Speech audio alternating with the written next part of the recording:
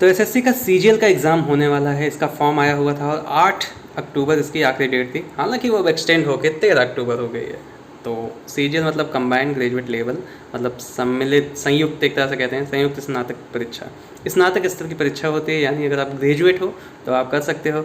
इस प्रोसेस में 1 से 2 साल लग जाते हैं, अगर सब कुछ ठीक रहा तो। कभी कभी और भी लग जाता है, पेपर लीक हो जाता है, सब भी हो जाता है। तो गौर करने वाली बात है कि इसकी डेट एक्सटेंड हो गई है। अगर आपने फॉर्म नहीं फिल किया तो आप फिल कर सकते हो। पहले परीक्षा ऑफलाइन मोड में होती थी, अब ये ऑनलाइन हो गई है, यानी कंप्यूटर बेस्ड एग्ज़ाम हो गया है इसका। इसमें 3 चरण होंगे इस परीक्षा में।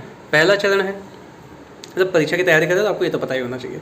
पहले चरण में क्या होता है कि 2 घंटे की परीक्षा होगी आपकी, जिसमें 4 सेक्शन होंगे 50-50 क्वेश्चंस के।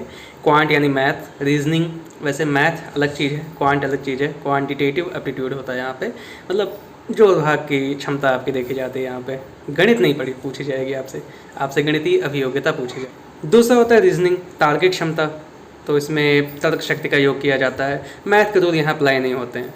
तीसरा है जनरल अवेयरनेस, मतलब सामान्य ज्ञान तरह से।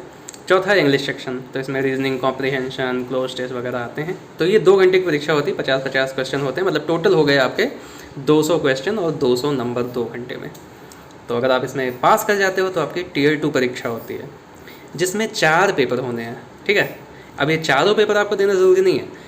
पहले 2 पेपर सारी पोस्ट के लिए एलिजिबल हैं। एसएससी सीजीएल में काफ़ी सारी पोस्ट होती हैं, तो पहली 2 जो भी हैं ये पेपर, पहला है क्वांट का यानी मैथ और दूसरा है इंग्लिश का, तो ये दोनों पेपर सारी परीक्षाओं के लिए ज़रूरी हैं। तीसरा स्टैटिस्टिक्स का पेपर आपको तभी देना है अगर आप स्टैटिस्टिक्स इन्विजिलेटर का फॉर्म भर रहे हैं। चौथा है जीएस, फाइनेंस और इकोनॉमी, ये भी कुछ पोस्ट में एप्लीकेबल है, आप नोटिफिकेशन देकर समझ जाओगे। तो मैं एक्चुअली इन दोनों चौथा पेपर में नहीं देने वाला हूँ, क्योंकि मैं अप्लाई नहीं कर रहा हूँ, मैं एलिजिबल नहीं हूँ उसमें। फिर आता है तीसरा चरण। दोनों चरण में आपने पास कर लिया तो इसमें इंटरव्यूज़ वगैरह तो होने नहीं है। आपकी प्रोफिशिएंसी टेस्ट की जाएगी, आपका स्किल टेस्ट होगा एक तरह से, डेटा एंट्री टेस्ट।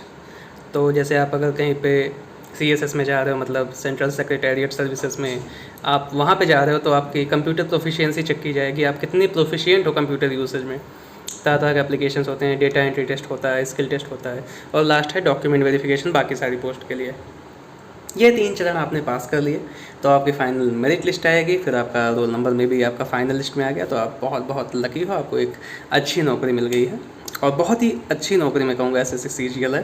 बैंक वगैरह से ठीक मानता हूँ मैं इसको, बाकी आपकी अपनी चॉइस हो सकती है।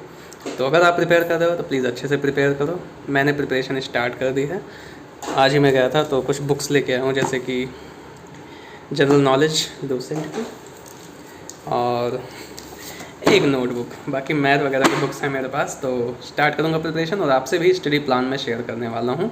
बहुत ही ज़रूरी है एग्ज़ाम पास करना है इस बार।